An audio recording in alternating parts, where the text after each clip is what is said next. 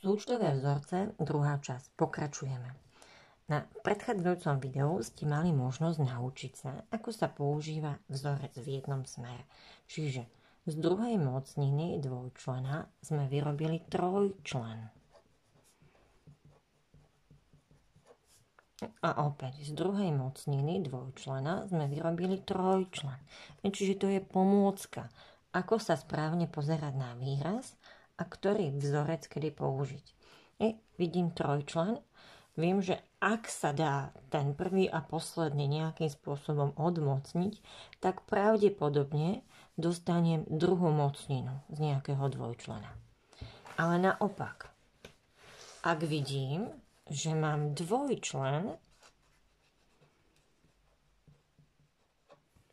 a každý jeden z nich sa mi dá takým spôsobom odmocniť, tak vyrábame súčin dvoch zátvoriek. Áno, v jednej je rozdiel, v druhej je súčin. To je základný rozdiel, ako sa na výrazy pozerať.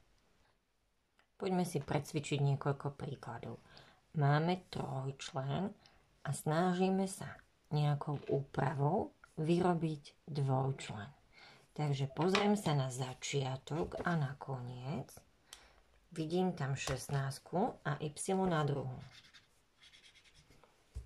Pokúsim sa ich odmocniť. Odmocnina zo 16 je 4. Odmocnina z y na druhu je y. Pozriem sa na stredný člen. Je tu znamienko plus, čiže tu by medzi týmito dvoma členmi výrazu mohol by byť tiež plus. Ak máme správne použitý súčtový vzorec, overíme, či dostaneme 2x prvé, druhé tento stredný člen. 2x4 je 8 a krát y je 8y. Sedí to. Nezabudni napísať, že to je druhá mocnina zo súčtu. Opäť vidím, mám trojčlen. Vidím, že tento a tento člen by sa dali odmocniť. Tak skúsime 9 a na druhu, keď odmocním, bude 3a. 16b na druhu, keď odmocním, bude mať 4b a stredný člen mi povie, či medzi nimi bude plus alebo mínus. Áno, je tu mínus. I podľa súčtového vzorca znamená, že tiež tam bude mínus. A je tu druhá mocnina, táto zátvorka je tam uvedená dvakrát. Skontrolujeme stredný člen. 2x3 je 6, 6x4 je 24, AB sedí. Čiže pozor na to, treba skontrolovať aj tretí člen, áno, či to funguje. Skúsime ďalší príklad. Opäť trojčlen, opäť viem odmocniť aj číslo, aj premenu. Odmocním aj číslo, aj premenu. Pozriem sa na ten ďalší člen, je tam znamienko mínus. Ukončím dvojčlen na druhu a skontrolujem 2x2 je 4, x3 je 12, x na druhu, y na druhu. Sedí aj stredný člen. No a skúsme ešte jeden takýto prípad. Takže mám trojčlen, odmocním, áno, čiže z a na 6 odmocnina je a na 3, odmocnina z 25 je 5. Skontrolujem stredný člen, tu je plus, čiže aj medzi členmi musí byť plus. Umocním na druhu a ideme 2 krát prvé krát druhé je naozaj 10a na 3. Skúsime ďalší prípad. Vidíme trojčlen. Keď sa pozrieme na čísla, tak nie sú to tie hodnoty, čo vieme z pamäti odmocniť.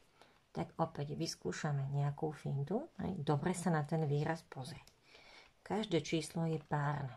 Tak skúsime tú dvojku vybrať pred zátvorku. 242 deleno 2 je 121. Premenné mi ostávajú nezmenené. 132, keď dám na polovicu, ostáva mi 66 AB. A 18, keď dáme na polovicu, dostávame 9.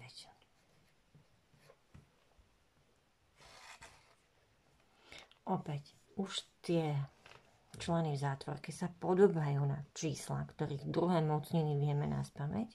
Aj tá 121, aj 9, tak môžeme použiť súčtový vzorec. Dvojka mi ostáva. Čo na druhu bolo 121? 11 a Aj premenu odmocním. Čo na druhu bolo 9b? 3b. Bčko tiež odmocním. Pozriem sa na stredný člen, je tam znamienko mínus. Nezabudnem, že to je dvojčlen na druhu. Overím ten stred. 2x11 a krát 3 je naozaj 66 AB. Čo v prípade, keď vidím dvojčlen?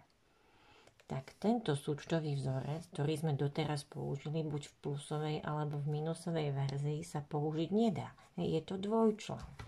Tak skúsime napasovať tento. Tretí súčtový vzorec, ktorý máme k dispozícii. Mám druhé mocniny, odmocňujem. Takže odmocníme aj čitateľa, aj menovateľa. Dostaneme 7/5. Odmocníme premenu. V druhom zlomku urobíme to isté.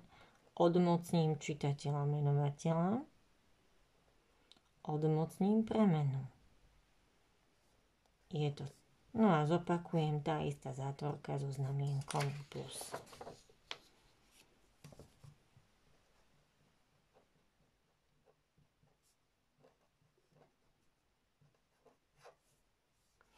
Aby bol daný výraz správny, potrebujeme ešte zlomky potiahnuť na základný tvar, čiže tých 6 devätín upravíme.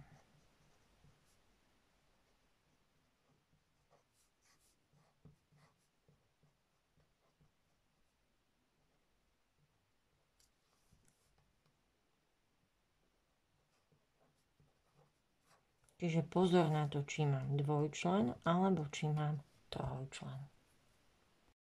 Pozrieme sa ešte na tretí súčtový vzorec, ale v tomto opačnom smere.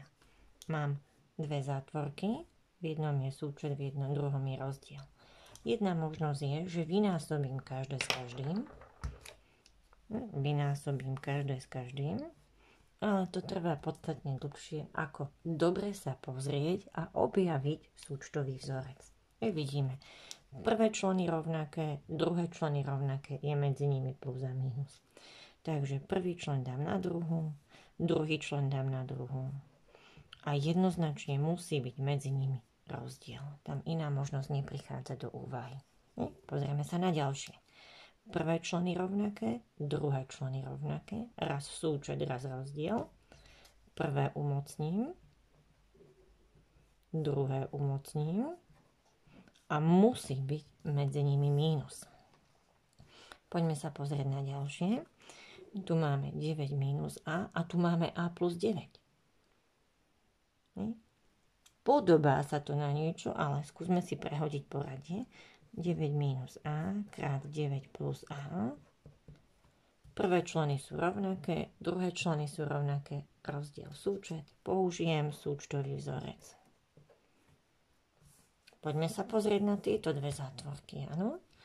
Mám tu mínus, mám tu plus, ale tu mám 2a, 2b, tu mám 3xa, 3xb. Tak skúsime upraviť, čo majú spoločné tie jednotlivé členy. Z prvých dvoch členov viem vybrať dvojku, ostane mi a minus b.